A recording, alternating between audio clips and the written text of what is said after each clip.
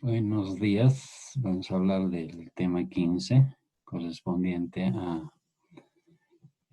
las sustancias quimioterapéuticas y antibióticos que se utilizan en periodoncia. A la vez vamos a hablar de la prescripción que nosotros debemos hacer o debemos saber realizar de los fármacos. Sobre todo, esta prescripción se trata de un acto que realiza un médico o odontólogo y que debe recibir el paciente. Es decir, a través de este acto, el odontólogo dosifica de forma directa la duración del tratamiento de la prescripción del proceso clínico individualizado y dinámico.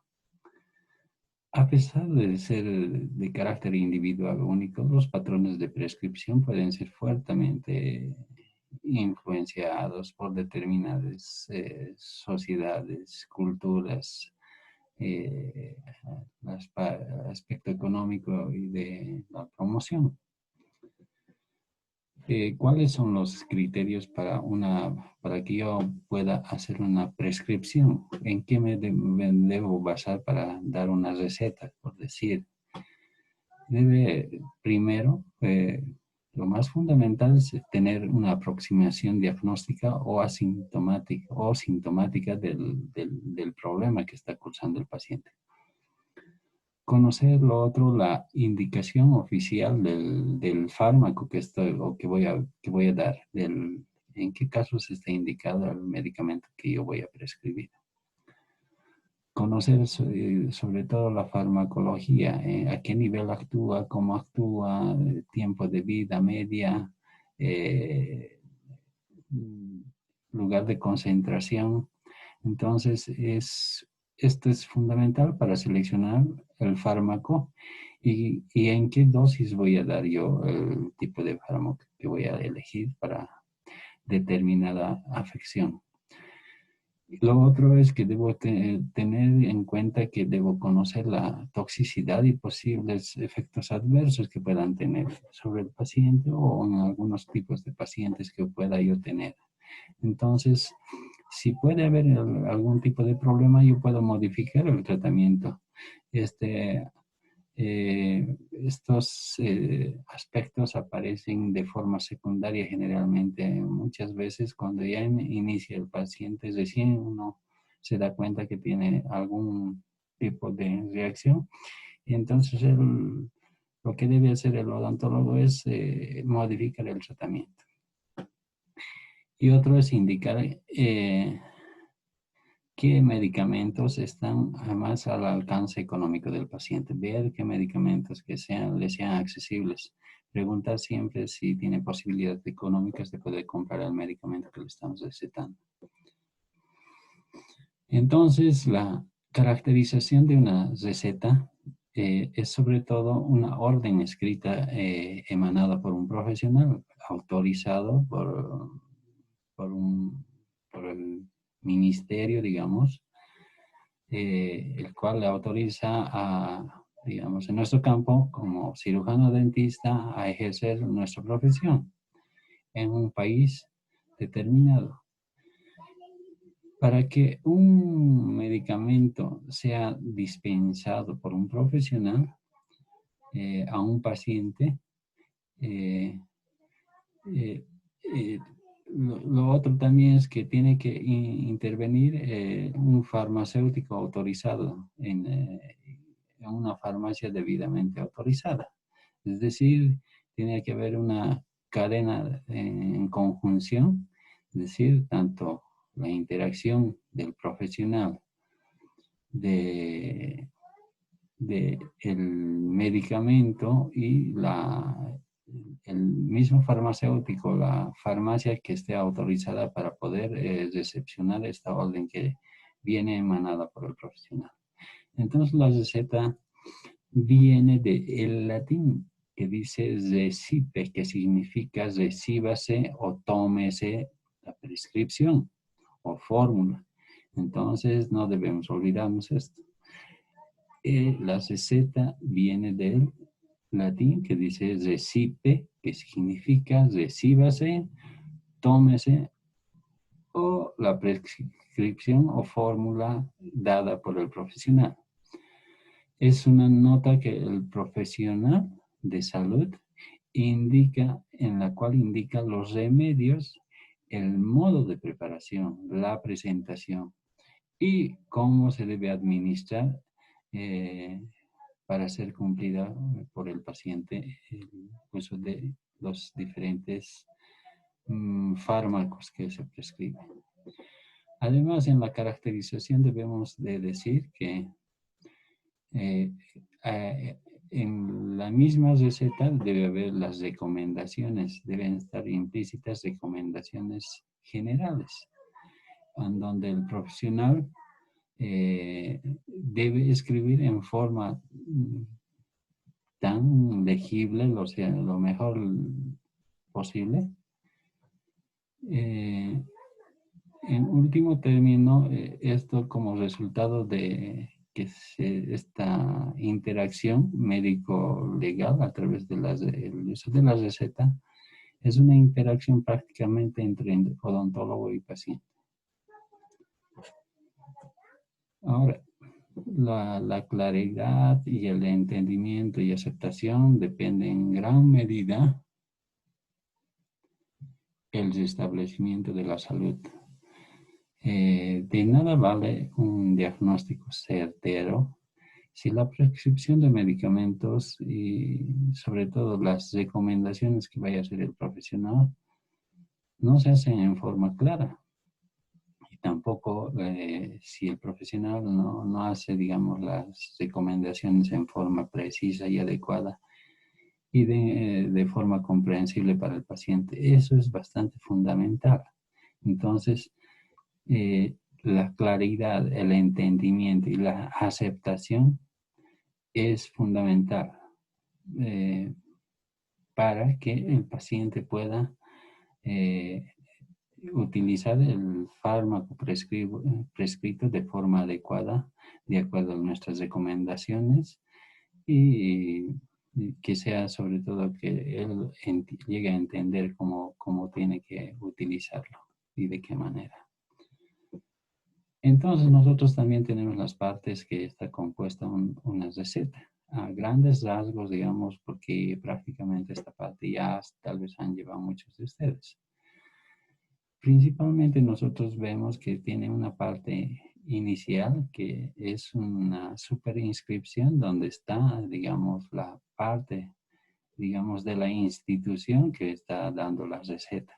En este caso, un Ministerio de Salud, o puede ser una otra organización, o puede ser un hospital o una clínica. Por debajo de la superinscripción viene la inscripción, donde está donde viene en esta parte de inscripción la parte de los nombres y apellidos del paciente, la historia clínica, número de historia clínica, si es una consulta de atención normal o digamos, de consulta externa o de emergencia, de medicina, de qué área, de odontología.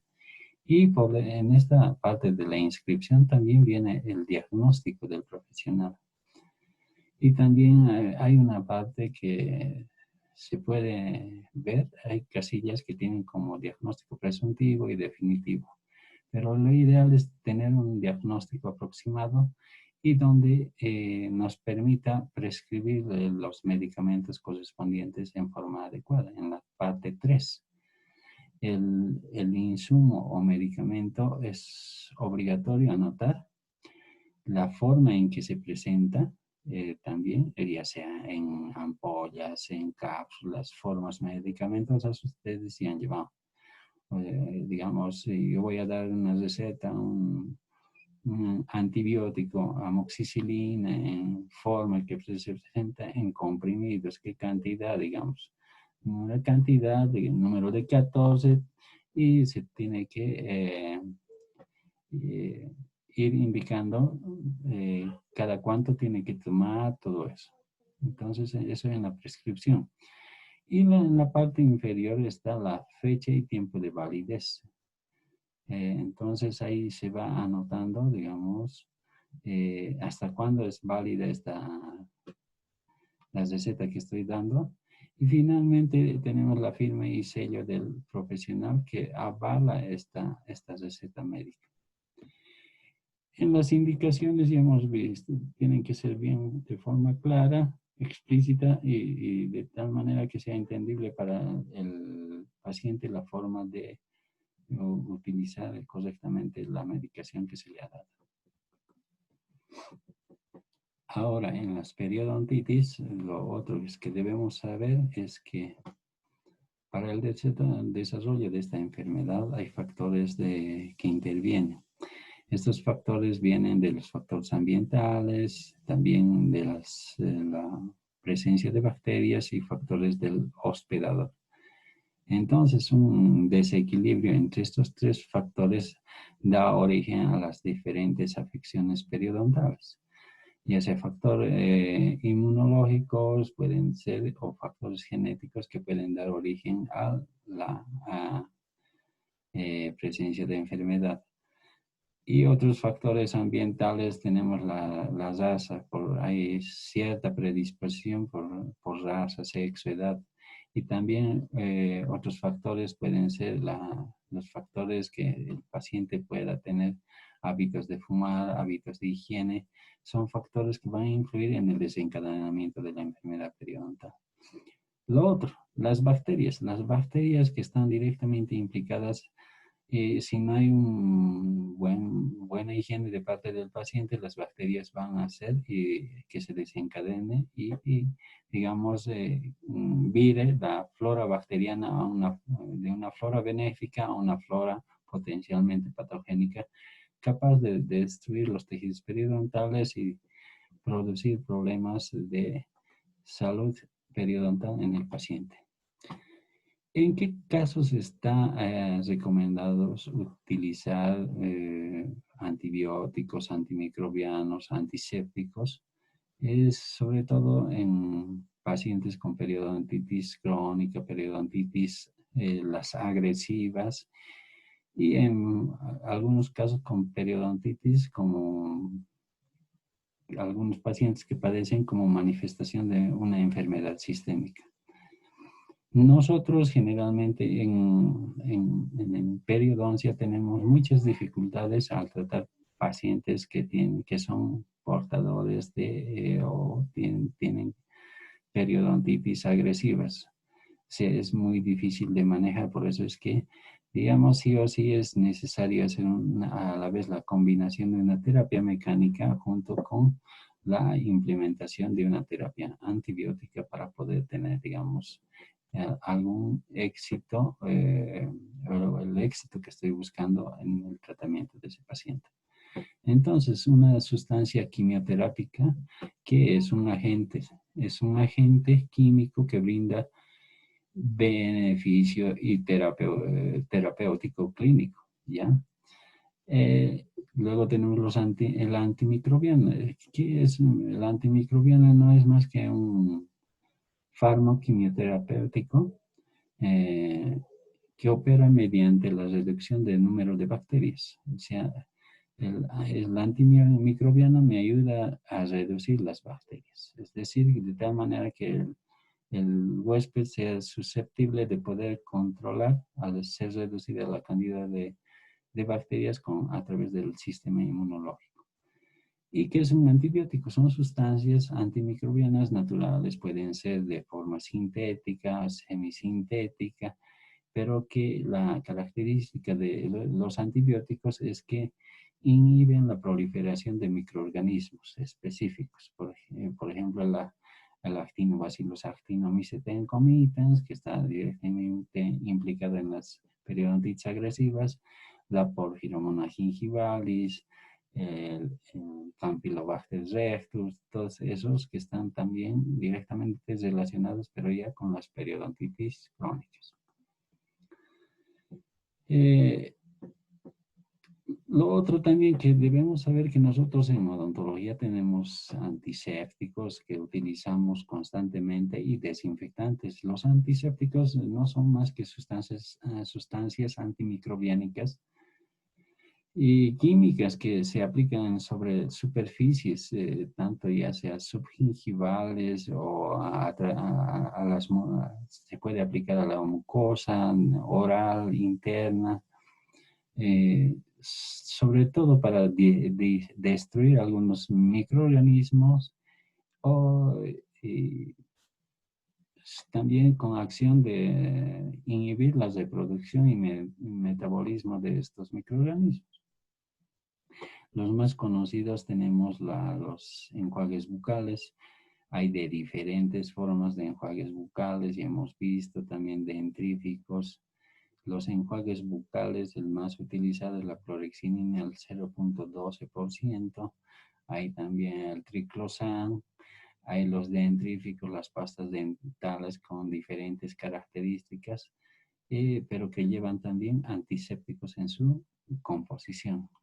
Siempre a la hora de prescribir un dentrífico hay que ver por qué motivo o un enjuague, para qué estoy dando, cuál es el motivo o el diagnóstico que me orienta a dar un tipo de enjuague o un tipo de dentrífico.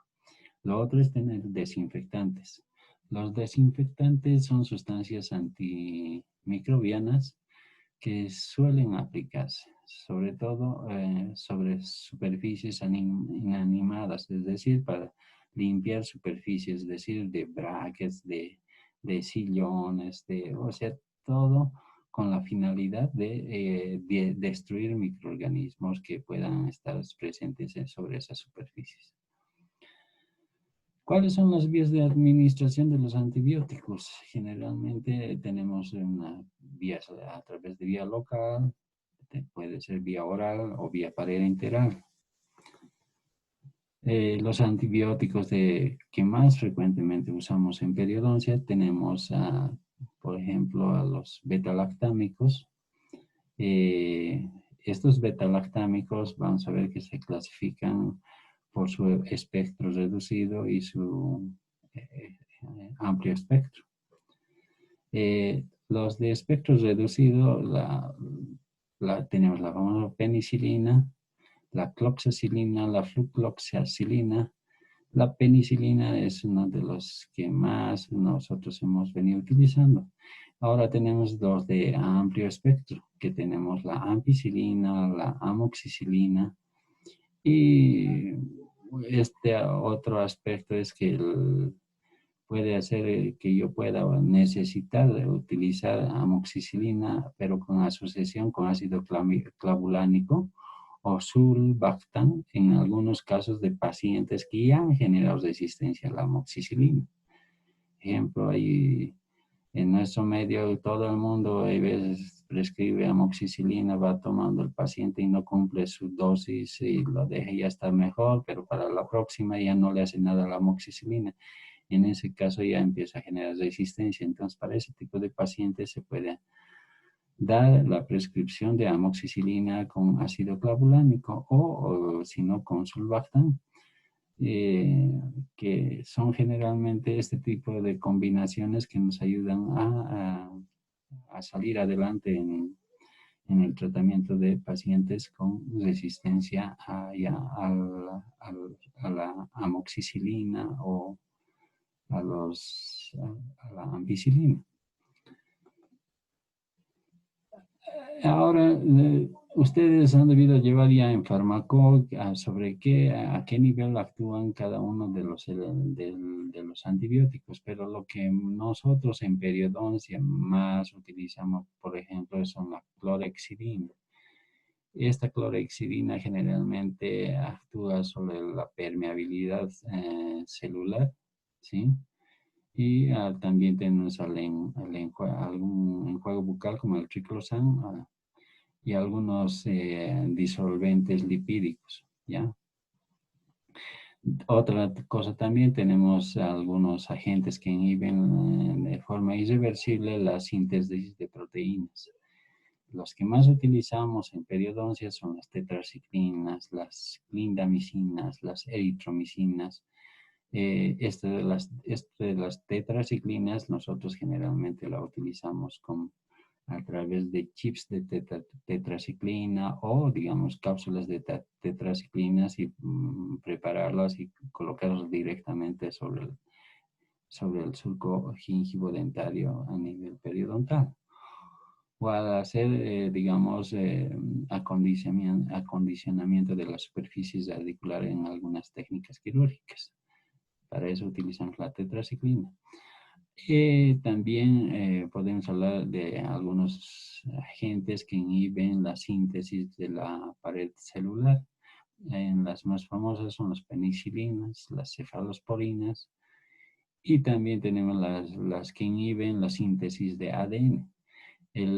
Lo que más utilizamos nosotros son el famoso metronidazol, ya sea en forma de comprimidos o en forma de, digamos, chips de metronidazol o en forma de pastas de metronidazol que nos ayudan a inhibir, digamos, la multiplicación bacteriana.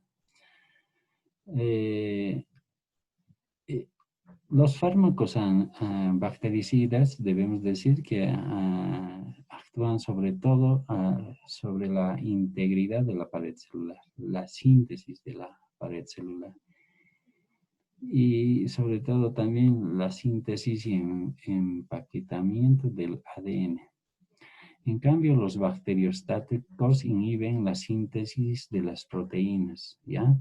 Entonces, eso es fundamental también saber. Principios, ¿cuáles son los principios que rigen toda terapia periodontal? Nosotros, como sabemos, nosotros en la clínica hacemos tratamiento mecánico, es decir, o sea, alisado, pulido de tractaje, subgingival, alisado y pulido radicular. Con un simple tratamiento no quirúrgico muchas veces es bien difícil de eliminar y controlar la presencia de este microorganismo que como es el Actinomyces concomitans, Actinobacillus Actinomyces concomitans, que está directamente relacionadas con las periodontitis agresivas y generalmente más se ubican en sitios inaccesibles. ¿Ya? Entonces, si yo me dedico a tratar a un paciente con periodontitis agresiva y que tiene este tipo de microorganismo, es mejor hacer terapia complementaria con el uso de antibióticos, ¿ya? O sea, en este caso puede utilizar o prescribir metronidazol. ¿Cuándo yo debo usar antibióticos en el tratamiento de la enfermedad periodontal?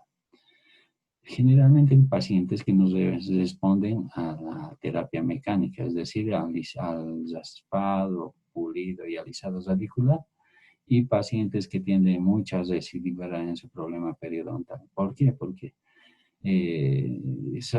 algunos tipos de cepas microbianas son difíciles de manejar y yo necesito sí o sí una terapia complementaria para disminuir la carga bacteriana a través del uso de antibióticos. Otra cosa es que también pueda tratarse de un paciente inmunosuprimido. Cuando usamos la administración local o sistémica, o sea, cuando debo utilizar localmente y sistémicamente un antibiótico.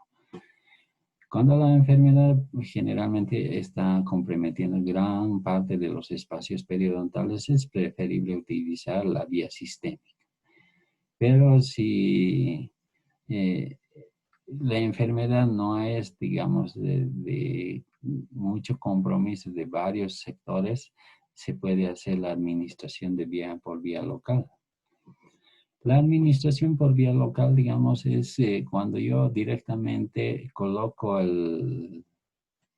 luego de alisar todo o retirar todo esto, que son placa bacteriana, cálculo, sub, todo eso, yo puedo ayudarme y depositar directamente sobre la bolsa algunos agentes antibióticos. que se suministra en concentraciones altas en zonas específicas. Y la finalidad también me ayuda a reducir los posibles efectos colaterales sistémicos. Entonces, las vías de administración de fármacos pueden aplicarse por vía directa, a nivel local, a nivel de la bolsa o vía sistémica. Los que cuando yo administro por vía sistémica, logro que a través del suero pueda alcanzar, digamos, el antibiótico hacia los microorganismos a nivel de la base del saco periodontal. También esto me puede ayudar a llegar a lugares un poco difíciles, como son áreas de bifurcación, vía sistémica, y dentro de tejidos gingivales y conectivos. Digamos, yo no puedo entrar, digamos, con mi administración local a nivel de conectivos muchas veces, y eso puedo lograrlo por vía sistémica. Tenemos ciertos fármacos de mecanismos de acción dual, como son las tetraciclinas. Es un medicamento que reduce sobre todo la destrucción ósea, ¿ya? Es fundamental esto. Me ayuda la tetraciclina porque yo utilizo tetraciclina porque me ayuda a inhibir la destrucción ósea. Y también me ayuda a inhibir que la colágena mediante su capacidad de inhibir la enzima, digamos, colagenasa, yo evito que se vaya destruyendo tejido conectivo, ¿ya? Entonces, tanto conectivo como tejido óseo, a través de la inhibición de las colagenasas, que son enzimas degradativas, voy a impedir que más destrucción de hueso y más destrucción de tejido conectivo. Como sustancia antibiótica, también la tetraciclina nos ayuda a disminuir los patógenos periodontales, sobre todo en áreas locales, digamos. En todo caso, lo ideal es que se realice primero la identificación del microorganismo causal. Se seleccione la sustancia de mayor eficacia y la sensibilidad que ésta tenga a los antibióticos. Entonces, identificar el microorganismo y identificar también a qué antibiótico es más sensible el tipo de microorganismo identificado.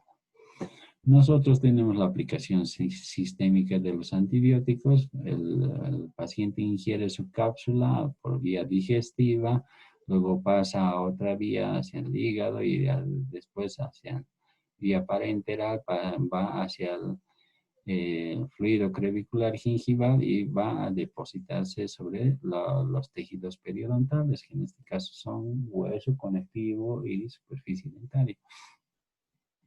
Ahora, ¿qué es lo de bueno de una administración sistémica de antibióticos? Su radio de acción es más amplio, pero lo otro es su concentración local es muy poca, no llega en buena concentración al área que yo deseo que llegue, digamos, en buena concentración. También puede producir efectos en algunos casos sistémicos. Y lo ideal es la selección del antibiótico, seleccionar en forma adecuada, de acuerdo al patógeno que yo quiero eliminar, de acuerdo al tipo de microorganismo. ¿Cuáles son las pautas que yo debo tener para utilizar los antibióticos?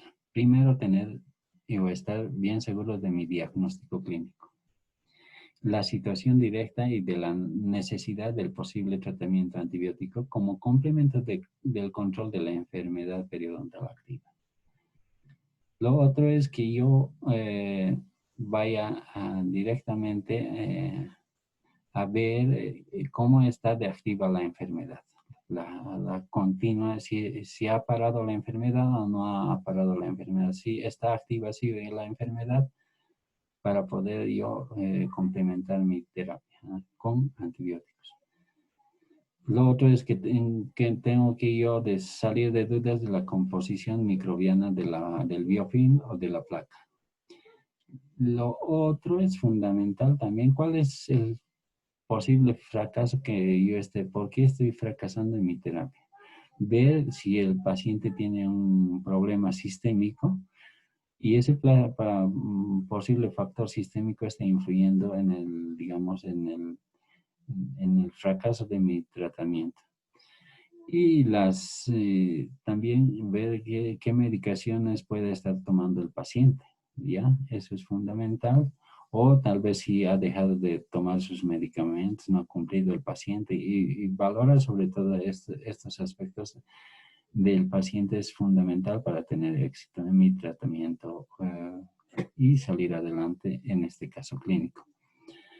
Lo otro es como finalmente yo puedo recurrir a un muestreo microbiológico para identificar en sí el tipo de microorganismo y directamente yo al identificar el tipo de microorganismos a través del muestreo microbiológico tratarlo en forma adecuada al paciente. El uso de antibióticos en forma sistémica tiene fundamento en los siguientes aspectos. ¿Cuál es la etiología de los microorganismos que están causando la enfermedad? La sensibilidad de la flora patogénica que está influyendo, ¿es sensible a este tipo de antibióticos o no es sensible? Yo tengo que ver eso. ¿Qué concentración yo necesito en el sitio de acción del antimicrobiano? ¿Yo necesito poca concentración o necesito alta concentración? Y ver lo otro también, qué número de reservorios son pocos los sitios donde yo pienso trabajar o son muchos los sitios y entonces si son muchos los sitios que yo tengo como reservorios voy a preferir la terapia sistémica. Los antibióticos más utilizados que coadyuvan en el tratamiento de la periodontitis son generalmente las tetraciclinas, las penicilinas, los nitromidazoles, las lincomicinas, las quinolonas, las combinaciones de medicamentos o terapias de combinación que también nosotros llamamos, pero los que más utilizamos están dentro de las tetraciclinas, están las tetraciclinas, las doxiciclinas, las minociclinas, que se pueden prescribir y dosificar en adultos de esta manera. Tetraciclinas de 250 miligramos 4 veces al día por 14 a 21 días. Y de la doxiciclina, que en vez de la tetraciclina se puede utilizar también la doxi o la minociclina, que viene en presentaciones de 100 miligramos, 200 miligramos y se da el primer día 2 veces por cada 100 miligramos y después uno por día hasta 14 días o 21 días. Luego tenemos la minociclina que viene en presentaciones de 200 miligramos, se da hasta 14 días. Luego tenemos las famosas penicilinas, la más conocida son las amoxicilinas. Y la que más se está utilizando ahora es la amoxicilina con combinación con ácido clavulánico, que se viene a utilizar entre 7 a 10 días. Luego tenemos las doxiciclinas y las minociclinas, que también se pueden prescribir entre 7 a 10 días. Y luego las acitromicinas, la famosa acitromicina que se puede utilizar de 250 miligramos por 2 veces al día y generalmente se utiliza en una duración de 3 días. Y el metronidazol, el famoso metronidazol también que se puede utilizar en forma sistémica o en forma local. Vamos a ver esta parte más abajo. Las clindamicinas, las ciprofloxacinas, que también están disponibles. Y estas son ya terapias de combinación. Las combinaciones metronidazol 500 miligramos más ciprofloxacina, digamos, por 7 a 10 días. O amoxicilina y metronidazol 3 por cada día y por 7 a 10 días. Entonces las combinaciones son una buena alternativa a las terapias de combinación para asegurarnos la disminución de la cantidad de bacterias en el sitio que yo estoy tratando a mi paciente. Las dosis más comunes suministradas en el tratamiento de las enfermedades periodontales tenemos, por ejemplo, el metronidazol, que pueden darse en dosis de 250 o de 500 miligramos 3 veces al día por 8 días. Luego tenemos la ciprofloxacina, la clindamicina. La cipro viene de 500 miligramos 2 veces al día por 8 días. La clindamicina de 300 miligramos 2 veces al día por 8 días. Y también los tratamientos de combinación pueden ser, digamos, metronidazol 250 miligramos, 3 veces al día, más combinado con amoxicilina, o metronidazol más ciprofloxacina, ¿ya? Eso va a depender, digamos, del historial clínico y del diagnóstico periodontal, más pruebas antimicrobianas que yo vaya a hacer de acuerdo a las instrucciones del fabricante para poder tratar de superar esa resistencia microbiana que yo tengo, digamos, y poder controlar ese caso clínico que, digamos, sobre todo en pacientes con periodontitis difíciles de manejar, como son las periodontitis agresivas. Yo tengo la medicación tanto sistémica y local.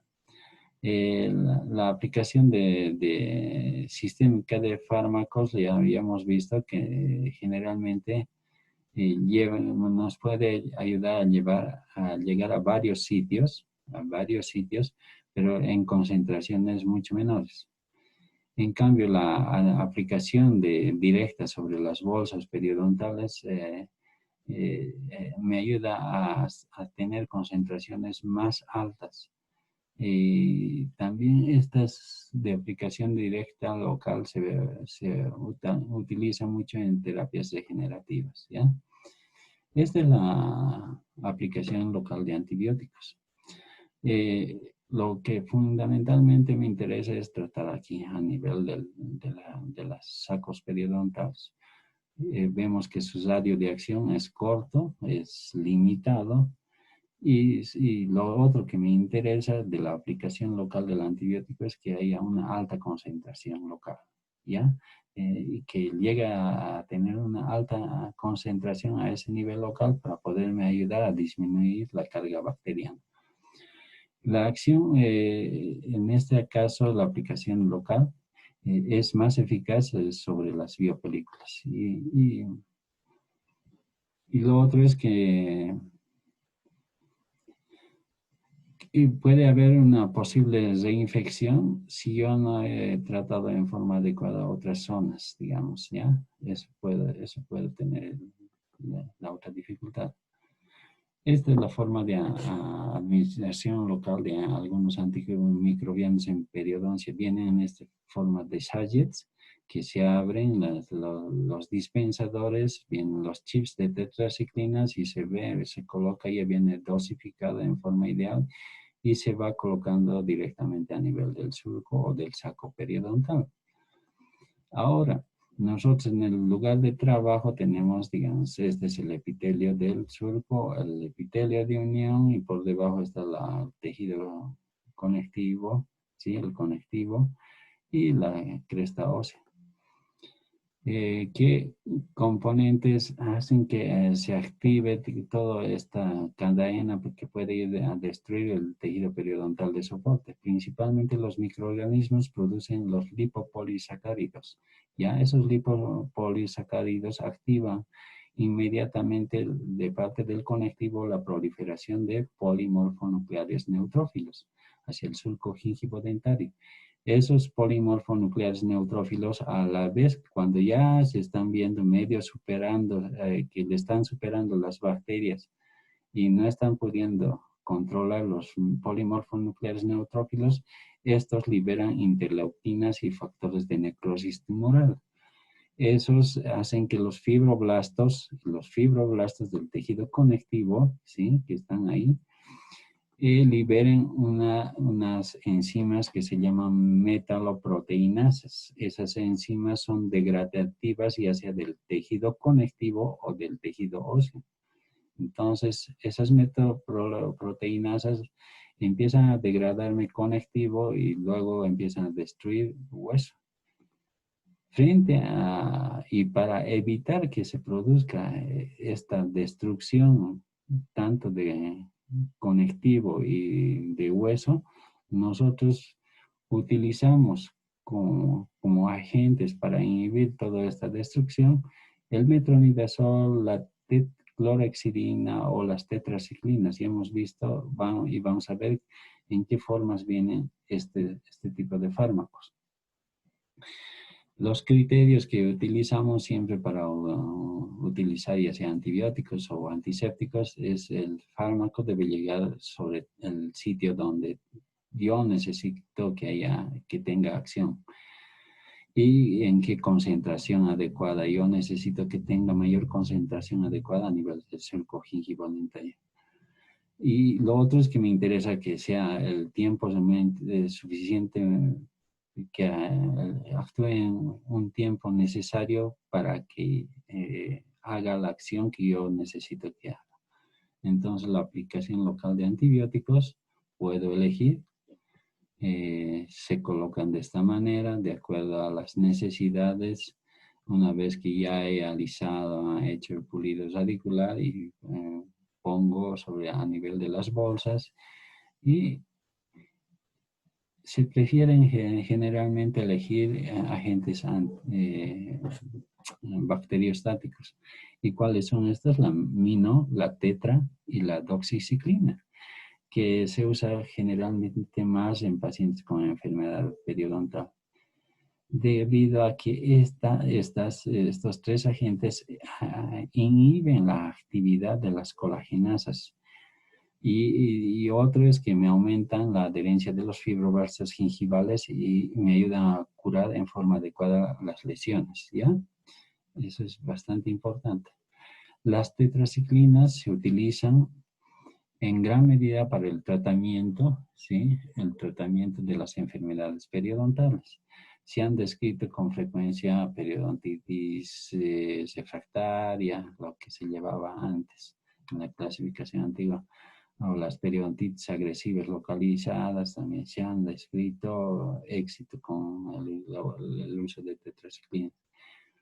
La finalidad es que estas tetraciclinas tienen capacidad de concentrarse en los espacios de los tejidos periodontales y lo otro es que me ayudan a inhibir en forma adecuada a Lactinobacillus actinomycetes. Lo otro es que debemos saber que este tipo de microorganismo no es uno solo, sino hay varias cepas. Se han llegado en la actualidad a identificar 16 cepas de Actinobacillus actinomycetes. Entonces, por eso es que es un poquito más difícil de manejar. No es uno solo, como parece, es un nombrecito, ¿no? Cepa 1, cepa 2, así. Hay 16 cepas. Entonces, lo otro es que estas tetraciclinas ejercen ese efecto anticolagenasa que suprime la destrucción del tejido y me ayuda sobre todo en los procesos de regeneración. Si voy a hacer un proceso de regeneración ósea guiada, regeneración de tejido guiada, también me ayudan a eso perfectamente. Por lo general, estos antibióticos son más eficaces contra bacterias gram positivas y menos eficaces contra las gram negativas. Su concentración en el surco gingival, esto es importante, es de 2 a 10 veces mayor que en el suero, o sea, que el que viene por vía sistémica. Entonces, la concentración a nivel del surco gingival es de 2 a 10 veces mayor que el que viene por vía sistémica, es decir, el que viene por suero o líquido crevicular gingival. Entonces, eso es bien alto importante. Otra cosa es que debo saber que el fluido clavicular gingival se renueva unas 40 veces en una hora, ¿ya? Eso es bien importante. La tetraciclina me ayuda a eliminar bacterias de los tejidos. Se han demostrado que junto con el alisado radicular detienen de forma rápida la pérdida ósea y suprime al microorganismo como es el Actinobacillus actinomycetes. Entonces, sustancias específicas que yo puedo utilizar a nivel de periodoncia son las tetraciclinas, las minociclinas, las doxiciclinas. Todos estos son miembros semisintéticos del grupo de la tetraciclina y se utilizan toditas para el tratamiento de la enfermedad periodontal. Ahora, los agentes antimicrobianos, ¿cómo son? De administración local, los puedo dividir en, digamos, en dos grandes campos. Unos que son de liberación sostenida y otros de liberación controlada. Entonces, yo tengo que saber elegir entre estas dos opciones. ¿Cuáles son? Saber las presentaciones más comunes que yo tengo, digamos, para tratar problemas periodontales son las fibras de tetraciclina, las presentaciones en fibras de tetraciclinas, en geles de metronidazol, ungüentos en pomadas de minociclina, en chips de clorhexidina, en polímeros de doxiciclina. Ahora las fibras estas de tetraciclina vienen en un hilo cargado más o menos, en un hilo de absorbible, en un 25% con tetraciclina. Y esta fibra se aplica directamente a nivel de la bolsa y se mantiene en su lugar con una gota generalmente de cianoacrilato, un poco parecido al acrílico, entre 7 a 10 días. Se mantiene en el lugar esa fibra y va haciendo su acción sobre a nivel del surco y en la concentración que yo quiero. Y me ayuda esta posiblemente a inhibir la matriz de las proteínas de la matriz, ¿no? Que destruyen tanto conectivo como tejido óseo. Estas fibras de tetraciclina son de liberación controlada. Es importante. Entonces, las fibras de tetraciclina son de liberación controlada. Tenemos luego también los famosos, el metronidazol. Es un compuesto que generalmente es un bactericida de microorganismos anaerobios y que yo debo saber que fundamentalmente me ayuda a romper la síntesis de ADN bacteriano en condiciones en las cuales me ayuda a reducir, digamos, la cantidad de microorganismos, ¿no es cierto? El metronidazol es un gel, digamos, viene en gel, cargado también al 25% de metronidazol benzoato y se aplica con una jeringa.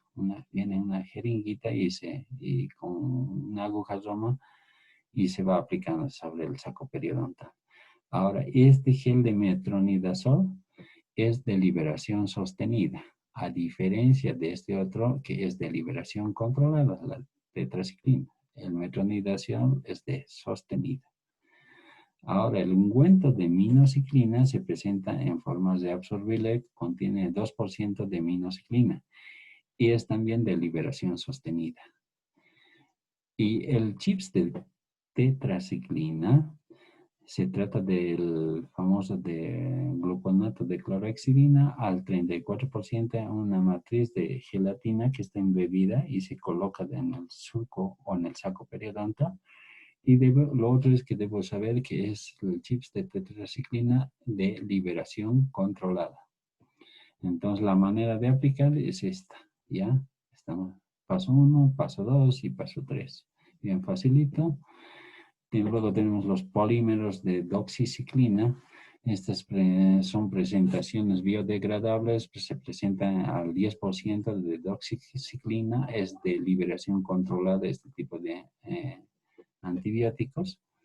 Ahora vemos cómo, digamos, se alcanza la máxima concentración en cuánto tiempo.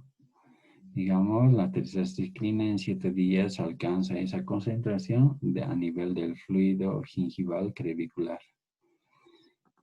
Y la clorexidina en 7 días actúa en máxima concentración a nivel del fluido crevicular gingival, alcanza un 125%. Son estos esquemas comparativos de las concentraciones que me ayudan a inhibir concentraciones mínimas inhibitorias que se llegan a alcanzar a nivel de la bolsa para poder controlar la presencia de microorganismos. Yo debo saber en cuánto tiempo y en qué cantidad se llega a liberar y para lograr buscar la concentración mínima que me inhiba la presencia de bacterias. Entonces, no se aconseja el uso de antibióticos en pacientes que respondan bien al tratamiento convencional. No es meter nomás a todos los pacientes, hay que poner. Entonces, sí tengo que ver si el paciente en sucesivos controles post-terapia estás recidivando, entonces ahí yo sí puedo pensarlo en hacer, digamos, el uso de antibióticos de combinación. Entonces, para evitar el sobrecrecimiento de microorganismos comensales como el cándida, se deben utilizar con mucho cuidado en pacientes inmunocomprometidos también. Lo otro es que se ha comprobado que los antibióticos sirven para la reducción, para reducir la necesidad de intervenciones periodontales con individuos que sufren periodontitis crónicas. Entonces, en sacos bastante profundos, en periodontitis avanzada, se ha comprobado que los antibióticos me ayudan a reducir y muchas veces hay algunos, no me pueden, no quiero hacerme ese quirófano, no, digamos, tengo mucho miedo, que esto y que lo otro, entonces se puede hacer una terapia quirúrgica combinada, no quirúrgica, combinada con antibióticos para evitar reducir la necesidad de llegar a una intervención quirúrgica en pacientes que tienen periodontitis crónica. Entonces también tenemos las terapias de combinación. El uso de fármacos muchas veces es esencial para obtener un objetivo terapéutico predeterminado. ¿Qué estoy buscando yo? Cuando yo asocio antimicrobianos, esto tiene una ventaja principal. Sobre todo en el aspecto de la acción, sobre todo se consigue esto de manera individual en el paciente, digamos, ¿no? Y nos permite, esta terapias de combinación nos permite muchas veces prevenir la aparición de resistencias bacterianas. Al disminuir la dosis de cada fármaco administrado, pues hay un sinergismo. Al combinar un antibiótico y otro antibiótico, yo hago un sinergismo y, y eso me ayuda a inhibir y evito con eso que yo vaya a producir resistencia bacteriana aplicando varias veces un solo antibiótico. Con terapia de combinación o combinación de dos antibióticos puedo hacer que se disminuya la resistencia bacteriana. Eso es lo que tenemos por el día de hoy y espero que les haya servido. Un saludo a ustedes y nos vemos pues en la próxima clase. Buenos días a todos muchachos. Que tengan un buen día, una feliz jornada. Gracias.